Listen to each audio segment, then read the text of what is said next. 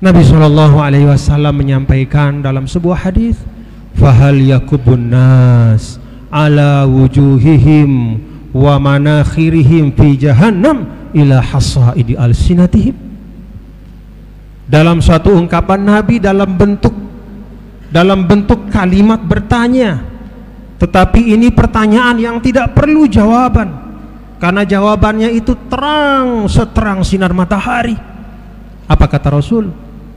Tidakkah yang paling banyak menyebabkan manusia itu terjerembab kelak di akhirat, tersungkur mukanya di dalam api neraka, tersungkur mukanya, hidungnya, wajahnya, illa hasaidu alsinatihim? Tidakkah yang paling banyak membuat manusia tersungkur, terjerembab ke dalam api neraka adalah buah dari lidah-lidah mereka. Hasaidu alsinatihim itu artinya sesuatu yang kita panen dari kata-kata dan ucapan-ucapan kita di dunia. Maka setiap ucapan kita di dunia ini, bapak-bapak dan saudara, adalah ibarat kita menanam. Kita menanam. Setiap tanaman ada masa dia dipanen, dan masa seorang manusia itu akan memanen ucapan yang dia tanam dalam kehidupan dunia adalah kelak di akhirat. Kalau kita mengucap yang baik, maka itu seperti kita menanam bibit unggul yang terbaik.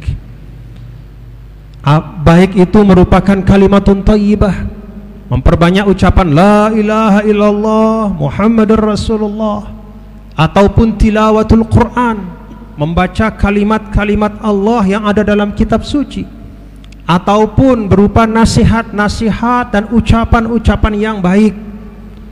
Ada orang sedang susah, kita hibur dengan kata-kata yang baik.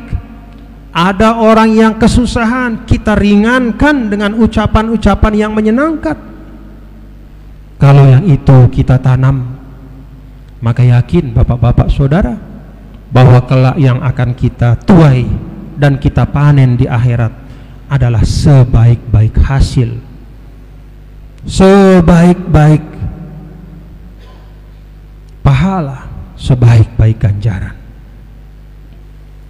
Itu pula yang kita saksikan, ma'asyiral muslimin, bahwa tidak jarang karena ucapan yang tidak baik, maka sesuatu yang sebenarnya suatu masyarakat yang sebelumnya diliputi dengan kasih sayang, persaudaraan, menjadi rusak hubungan mereka karena ada ucapan-ucapan fitnah yang beredar di antara mereka.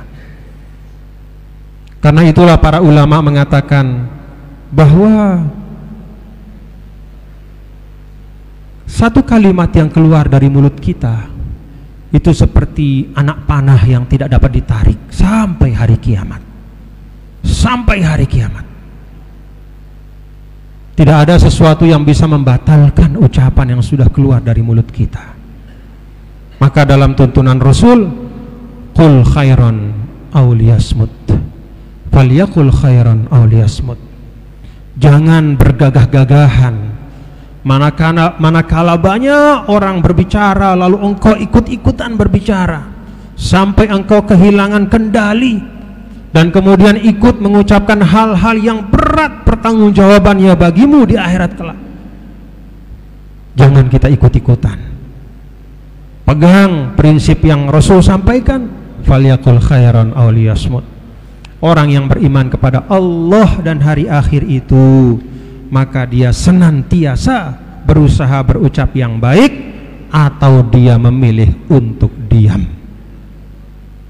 Wa ghaddil basar, kita juga diajarkan oleh para ulama untuk berdoa, mengendalikan pandangan kita, mengendalikan pandangan kita dari hal-hal yang Allah tidak ridhoi untuk kita lihat. Melihat aurat orang lain, melihat kekurangan orang lain, melihat kekurangan guru kita, melihat kekurangan orang tua kita. Kita minta kekuatan dari Allah agar pandangan kita dipalingkan dari hal-hal seperti itu. Agar dari orang tua kita bisa melihat semua yang baik saja. Semua yang baik saja. Agar telinga kita juga hanya mendengar semua yang baik saja dari orang tua kita. Agar kemuliaan mereka terpelihara di hati kita. Kita mohon supaya telinga kita ditulikan dari kata-kata yang tidak baik dari orang tua kita. Kita mohon supaya mata kita dibutakan dari melihat yang tidak baik dari mereka. Demikian juga dari guru kita, bahkan juga dari pemimpin kita, bahkan dari siapapun yang ada di sekitar kita. Kita berdoa supaya yang dapat kita lihat dari orang di sekitar kita baik-baik mereka saja, supaya hati kita terjaga dan terpelihara. Kekurangan orang lain tidak perlulah kita lihat, apalagi kita cari-cari. Rasul paling tidak suka kepada seorang muslim yang menggali-gali keburukan saudaranya. Karena itu di dalam sebuah hadis, man tatabba'a aurata akhihi tatabba'allahu auratahu. Siapa orang yang suka mencari aib saudaranya, maka Allah akan cari aibnya dan akan dipampangkan kelak di hari kiamat di depan semua manusia.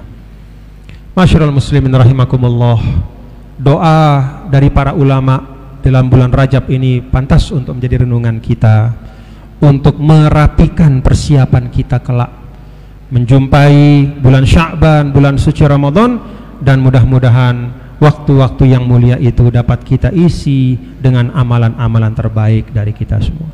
Inna asalal mawa'idh syafiyah kalamu man la takhfa 'alal khafiyah. Allah subhanahu wa ta'ala yaqul wa biqaulihi yahtadil muhtadun. A'udzu billahi minasyaitonir rajim. Bismillahirrahmanirrahim. Wal 'asr innal insana lafi khusr illa alladziina amanu wa 'amilus shalihat wa tawassaw bil haqq wa tawassaw bis sabr. Barakallahu li wa lakum fil Qur'anil azim wa nafa'ani wa iyyakum bima fihi minal ayati wa dzikril hakim wa taqabbala minni wa minkum tilawatahu innahu huwas samiul alim fastaghfiruhu innahu ghafurur rahim.